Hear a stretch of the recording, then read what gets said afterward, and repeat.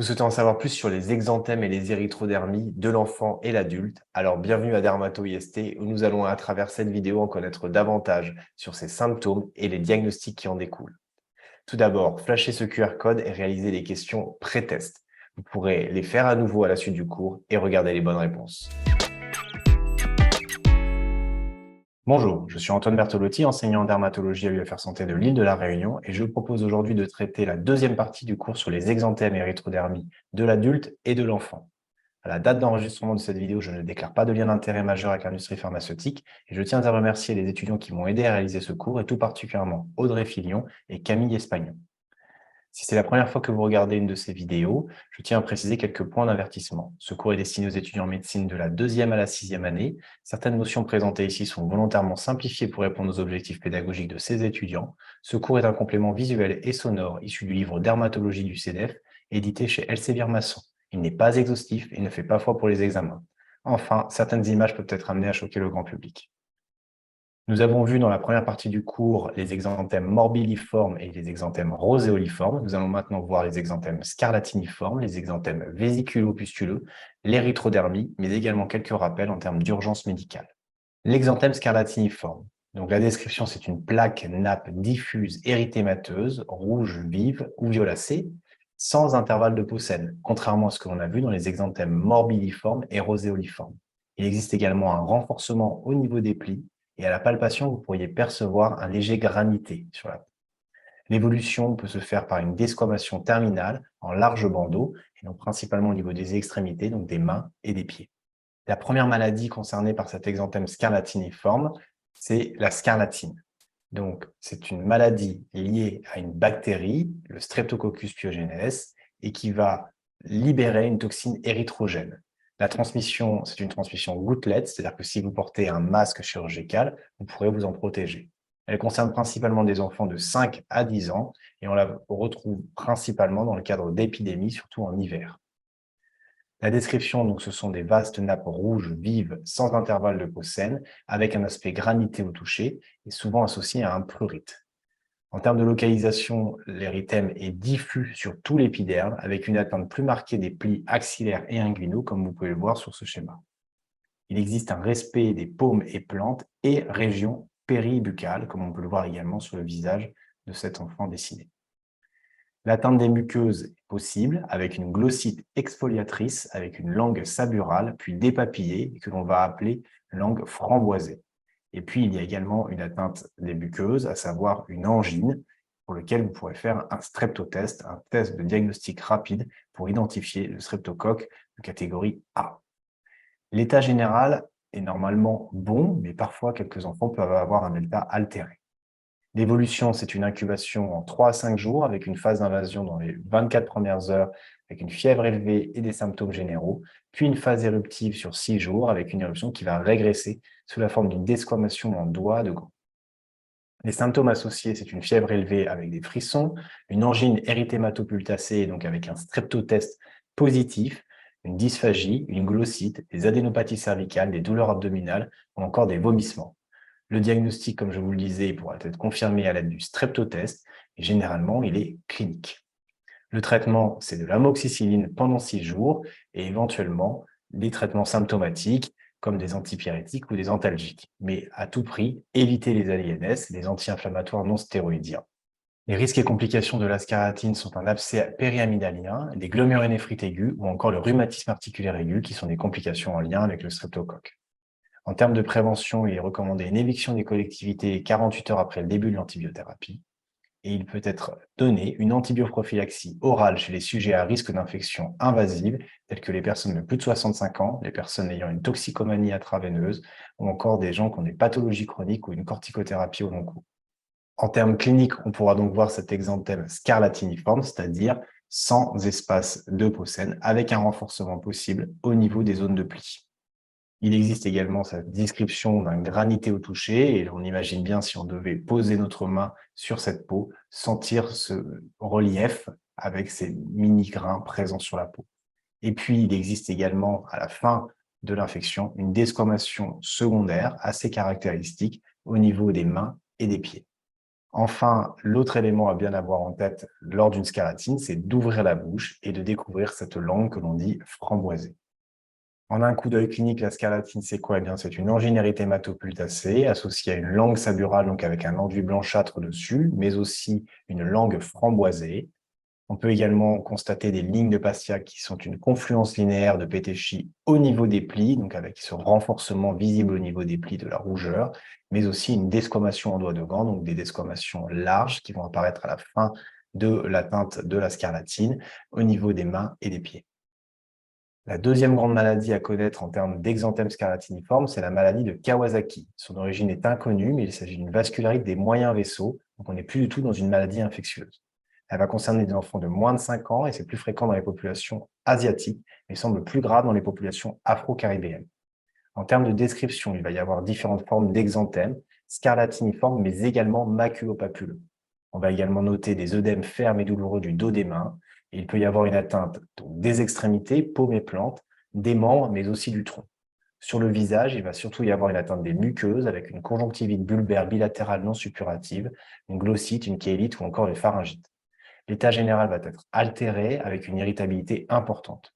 En termes d'évolution, on va noter une éruption cutanée avec une desquamation du siège vers J5 et une desquamation en doigt de gant des extrémités vers J10.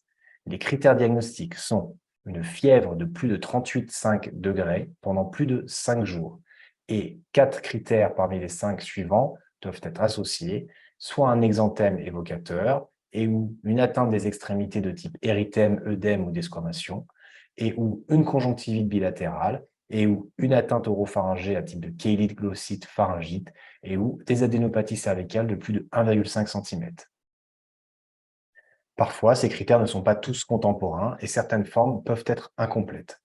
Sur le plan biologique, vous allez pouvoir voir un syndrome inflammatoire avec une CRP et une VS élevée, ainsi qu'une hyperleucocytose, une thrombocytose et une anémie inflammatoire.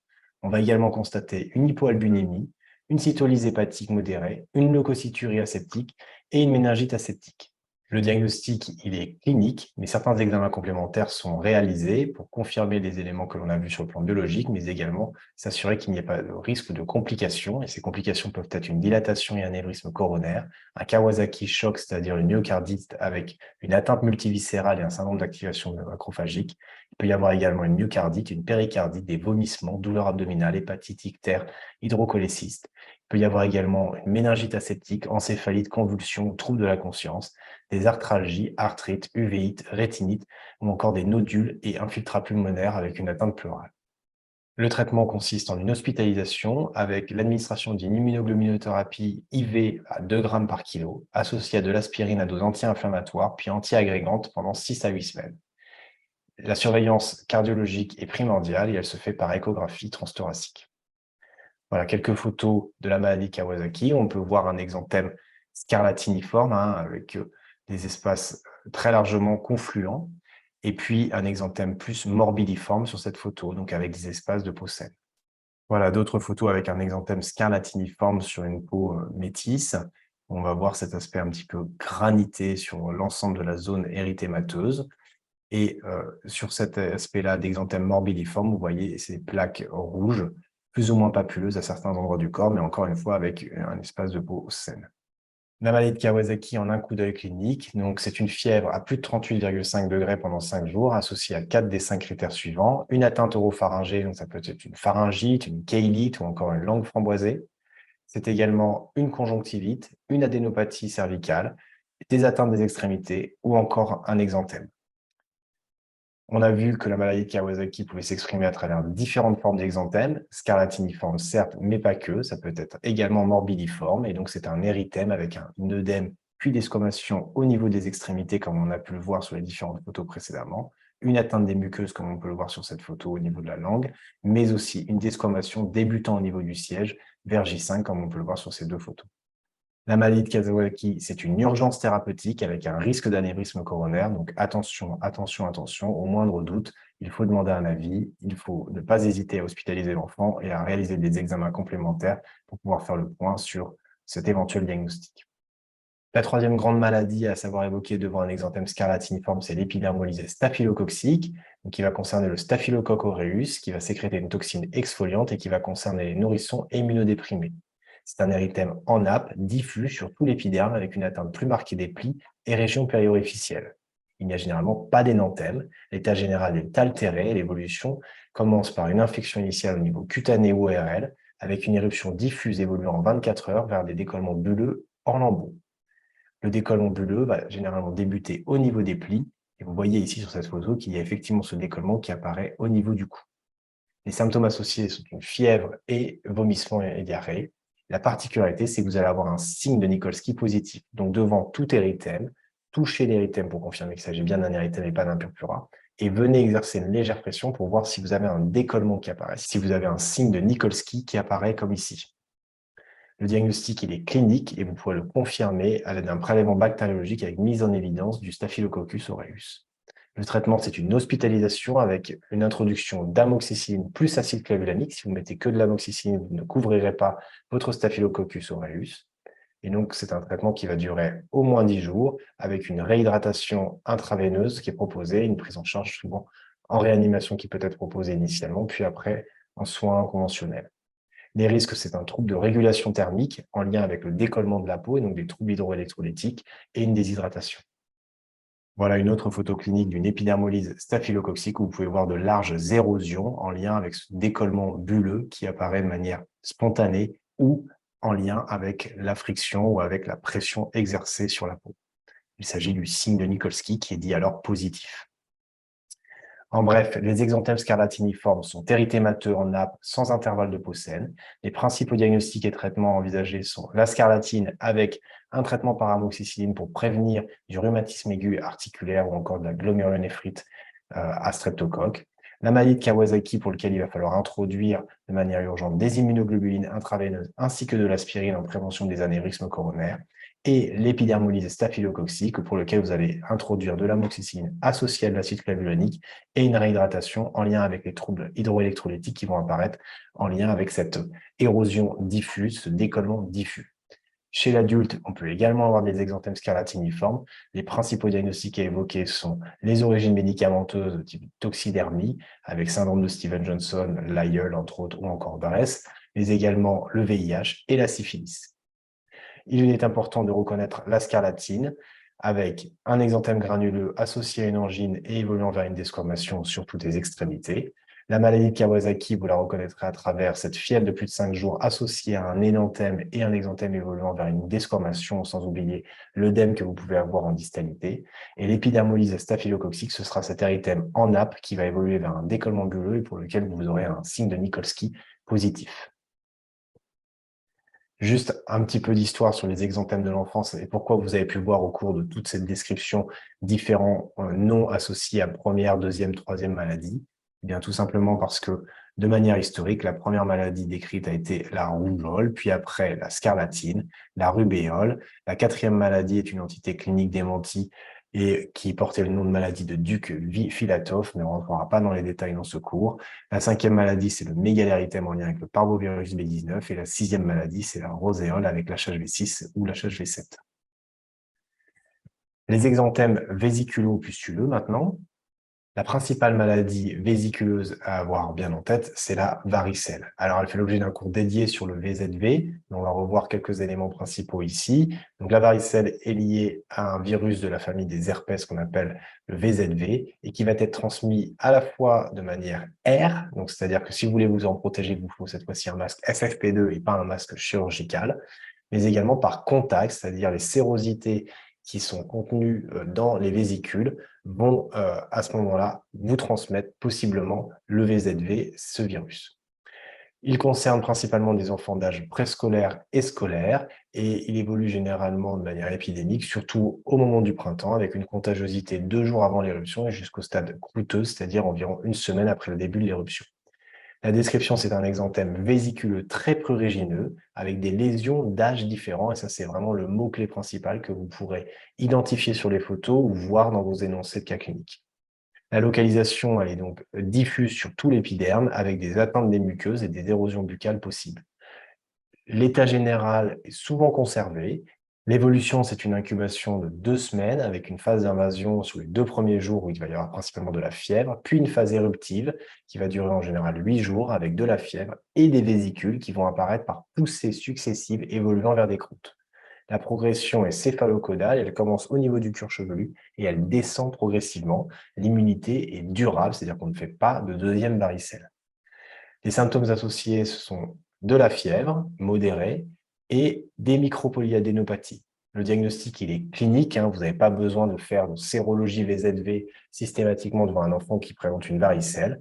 Cette sérologie VZV pourra vous être utile dans certains cas pour des patients, par exemple, adultes, immunodéprimés, des femmes enceintes ou autres. Le traitement, il est symptomatique. On essaie d'éviter absolument les anti-inflammatoires non stéroïdiens puisque vous avez un surrisque à ce moment-là de faire des érysipèles, des cellulites sur les zones d'érosion qui pourraient être surinfectées par des bactéries. Et on peut éventuellement utiliser de l'acyclovir dans les formes sévères ou chez les sujets à risque. Les sujets à risque, justement, donc le groupe vulnérable, c'est les nourrissons de moins d'1 an, les immunodéprimés, les femmes enceintes, les adolescents ou les adultes. Les complications, ce sont les pneumopathies, pleuropneumopathie, hépatite aiguë, crise convulsive fébrile, encéphalite, cérébellite, névrite, thrombose vasculaire cérébrale, ou encore plus communément des surinfections bactériennes cutanées. Comme on l'a dit, il va y avoir des vésicules. Qui dit vésicule dit érosion. Qui dit également lésion de varicelle dit lésion de prurite. Et donc, du coup, les gens vont se gratter, vont se faire des excoriations sur la peau. Et donc, vous avez une possibilité d'avoir une surinfection bactérienne avec donc de l'impétigo, mais aussi des dermohypodermies, des fasciites nécrosantes ou encore des chocs toxiques. On peut également objectiver dans des varicelles sévères des purpura thrombopéniques, des CIVD, ou encore ce qu'on appelle le syndrome de Rey qui est favorisé par la prise d'anti-inflammatoires non stéroïdiens de type aspirine. Il peut également y avoir chez la femme enceinte un risque de phétopathie avant la 20e semaine d'aménorrhée. Et puis, quand il y a une réactivation de ce VZV, eh bien, on va appeler ça un zona, et ça va être généralement une lésion vésiculeuse, érythémateuse vésiculeuse, qui va apparaître sur un métamère, donc sur une zone vraiment bien définie, bien délimitée, bien topographique. En termes de prévention, il n'y a pas d'éviction obligatoire des collectivités, mais il faut éviter le contact avec des sujets à risque non immunisés. La vaccination post-exposition est possible, mais c'est un vaccin vivant, donc contre-indiqué chez les femmes enceintes et chez les immunodéprimés. Donc on peut proposer cette vaccination chez les adolescents de plus de 12 ans et adultes non immunisés dans les 72 heures du comptage. On peut utiliser des immunoglobulines anti-VZV, par contre, chez les sujets immunodéprimés ou les femmes enceintes non immunisées dans les 6 jours suivant le comptage, encore une fois, parce que le vaccin, dans ces cas-là, est contre-indiqué puisque c'est un vaccin vivant. Et puis, on peut utiliser des immunoglobulines anti-VZV associées à l'aciclovir chez les nouveau-nés en cas de varicelle, chez la mère si l'éruption est apparue 5 jours avant ou 2 jours après l'accouchement. Varicelle, quelques photos, et bien voilà des éruptions où vous voyez des lésions maculeuses, érythémateuses, puis vésiculeuses et puis par endroits croûteuses qui vont avoir des âges différents. Et donc ça, c'est vraiment une caractéristique de la varicelle, c'est-à-dire que vous avez par endroit des lésions maculeuses, par endroit des lésions vésiculeuses, par endroit des lésions croûteuses, par endroit des cicatrices qui commencent à apparaître. Attention, attention aux cicatrices de la varicelle. Voilà d'autres photos donc sur le visage avec des lésions qui vont être juste maculo-vésiculeuses par endroit et déjà croûteuses à d'autres endroits avec un érythème, un halo autour. Attention à bien identifier s'il n'y a pas de surinfection staphylococcique ou streptococcique. Et là également des lésions d'âge différents. Vous voyez des lésions vésiculeuses ou des lésions croûteuses déjà par endroit. Et tout ça avec des âges différents. Donc quand vous allez décrire ces lésions avec des âges différents, vous allez voir différents types de lésions sémiologiques sur un même patient au même moment, eh bien, ayez la varicelle en arrière-pensée. Il y a un deuxième grand diagnostic à évoquer devant des lésions vésiculeuses, eh bien, c'est le syndrome pied-main-bouche qui est lié au coxsackie-virus. C'est souvent des enfants d'âge préscolaire et scolaire avec une variable épidémique à prendre en compte, surtout le printemps et l'été, une contagiosité de 7 jours après le début de l'éruption. C'est un exanthème vésiculeux qui va prédominer principalement en péribuccal, palmoplantaire et au niveau du siège. Il n'y a pas d'atteinte du cuir chevelu, contrairement à ce que l'on a vu dans la varicelle, et il existe une atteinte des muqueuses avec une érosion buccale. L'état général est conservé, l'évolution, c'est une incubation de 3 à 6 jours avec une éruption cutanée guérissant en 1 semaine. Et la petite particularité, c'est une onychomadèse qui va apparaître 3 semaines après l'éruption. Qu'est-ce que ça veut dire? Ça veut dire que 3 semaines après cet épisode vésiculeux, l'enfant va aller beaucoup mieux, mais il va présenter au niveau de ses ongles un décollement des ongles, un décollement au niveau de la zone proximale, hein, donc vous allez avoir l'ongle qui va se décoller de manière proximale et qui va tomber et vous allez avoir un nouvel ongle qui va pousser en dessous, bien entendu. Et voilà, c'est un petit élément assez caractéristique de ce syndrome pied-main-bouge. Donc souvent, on n'arrive pas à voir les enfants spécifiquement en consultation pendant la phase aiguë, ça va assez vite, mais on peut les voir à distance à 2, 3, 4 semaines ou un peu après avec cette tonicomadèse et ça nous permet a posteriori de faire le diagnostic de syndrome pied-main-bouche, ou du moins de le présumer. Les symptômes associés à ce syndrome pied-main-bouche, c'est pas ou peu de fièvre, parfois une dysphagie ou encore de l'anorexie. Le diagnostic, il est clinique, hein, on ne va pas faire des PCR pour confirmer le syndrome de pied-main-bouche et le traitement, il est symptomatique, des antalgiques si nécessaire, des antipyrétiques si nécessaire. Les risques, c'est principalement une impétigénisation, donc une surinfection au staphylocoque ou au streptocoque, une déshydratation ou encore une méningoencéphalite. Voici quelques photos donc de syndrome pied-main-bouche avec une atteinte au niveau des pieds ou encore au niveau des mains avec des lésions vésiculeuses ou post-vésiculeuses avec une petite hyperpigmentation qui peut persister quelques jours avant de disparaître. Et puis également une atteinte vésiculeuse péribuccale qu'on peut voir sur cette photo ou encore une atteinte au niveau de la muqueuse buccale avec une érosion, plusieurs érosions, hein, avec une bordure inflammatoire et érythémateuse autour et donc on parle d'énanthème à partir du moment où vous avez un érythème au niveau d'une muqueuse. En bref, les exanthèmes vésiculo-pustuleux, donc les principaux diagnostics chez l'enfant évoqués, c'est la varicelle et le syndrome pied-main-bouche. Pour reconnaître la varicelle, c'est une éruption vésiculeuse très prurigineuse, diffuse sur tout le corps avec des lésions d'âge différents. Et pour reconnaître la maladie de pied-main-bouche, eh bien, c'est une éruption vésiculeuse à prédominance péribuccale et acrale. Chapitre 5, c'est l'érythrodermie. L'érythrodermie se définit par un érythème couvrant plus de 90% de la surface cutanée et évoluant depuis au moins 6 semaines. Il existe différentes étiologies aux érythrodermies. Les principales à avoir en tête, c'est l'eczéma érythrodermique. Hein, donc, vous avez effectivement la dermatite atopique et je vous renvoie sur le cours dédié où les patients vont avoir, lorsqu'ils ont moins de 2 ans, une atteinte au niveau des zones convexes du visage.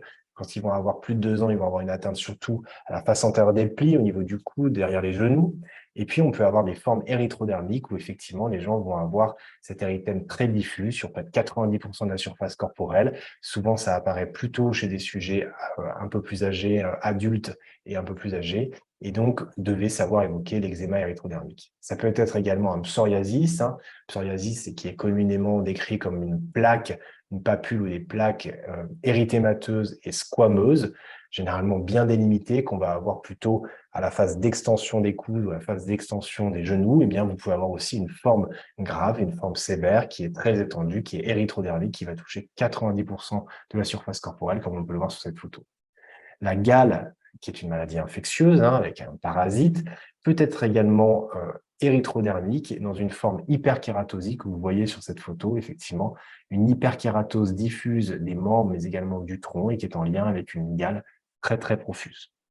Il existe également des causes toxidermiques avec, d'une part, le syndrome de Dress, où vous allez avoir souvent une éosinophilie qui va être associée avec une atteinte pulmonaire ou une atteinte hépatique.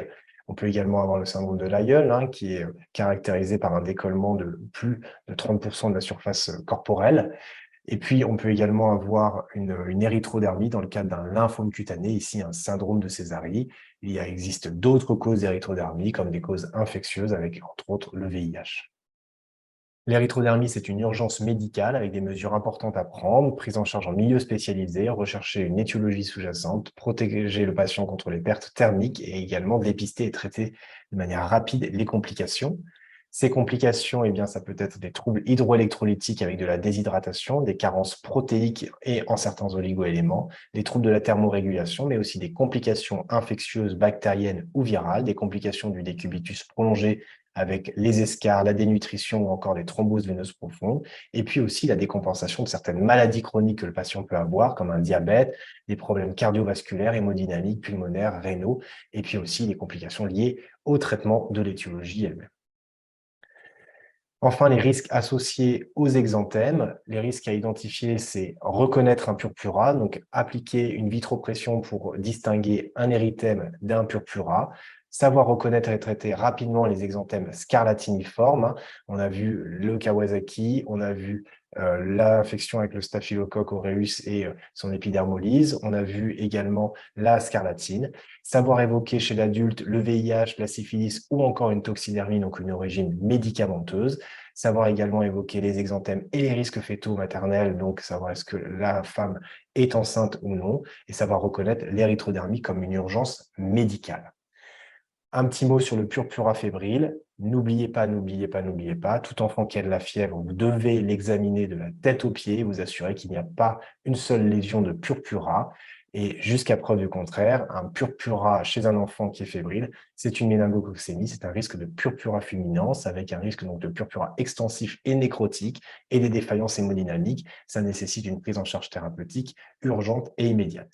On peut le voir ici sur ces photos avec, au niveau de ses membres, des lésions de purpura qui vont risquer d'évoluer très rapidement vers une nécrose de la zone et se généraliser. Donc, lorsque vous êtes face à un enfant, à un jeune adolescent, à un adulte qui a un exanthème, vous allez réaliser votre examen clinique. Et vous allez donc analyser les lésions, regarder la topographie et l'extension des lésions, rechercher des signes associés et essayer d'estimer, d'établir le contexte en termes de comptage, en termes de prise médicamenteuse, en termes d'épidémie, etc.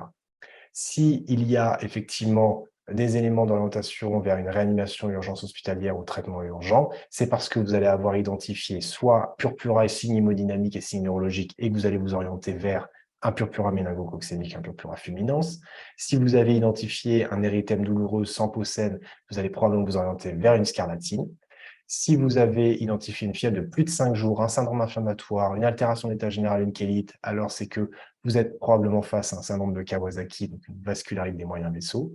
Si vous avez identifié un décollement cutané, érythème douloureux des plis, eh bien, vous orientez probablement vers une épidermolyse staphylococcique. Et si vous constatez un décollement cutané avec donc un signe de Nikolsky, une atteinte des muqueuses, mais surtout une prise médicamenteuse, c'est que vous êtes probablement face à un syndrome de Steven-Johnson ou un syndrome de Lyell. Et donc, effectivement, en fonction de ces éléments-là, vous serez amené à devoir faire un traitement urgent ou une urgence, il s'agira d'une urgence hospitalière, où vous aurez même besoin d'accéder, d'orienter votre patient rapidement vers un service de réanimation. Les exanthèmes de la femme enceinte, on en a parlé un peu tout au long de ce cours et on a pu se rendre compte de l'implication qu'il peut y avoir de la majorité de ces micro-organismes au cours de la grossesse d'une femme.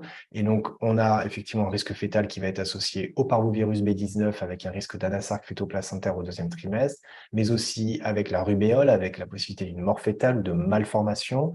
On n'a pas trop parlé de la toxoplasmose au cours de ces exposés, mais sachez également que la toxoplasmose est nécessaire. On doit rechercher la toxoplasmose avec un risque de toxoplasmose congénitale. Et puis la syphilis, on en a un petit peu parlé au cours des différents chapitres, mais attention, attention à la syphilis congénitale, ça fait partie aussi des sérologies qui doivent être réalisées au premier trimestre d'une grossesse.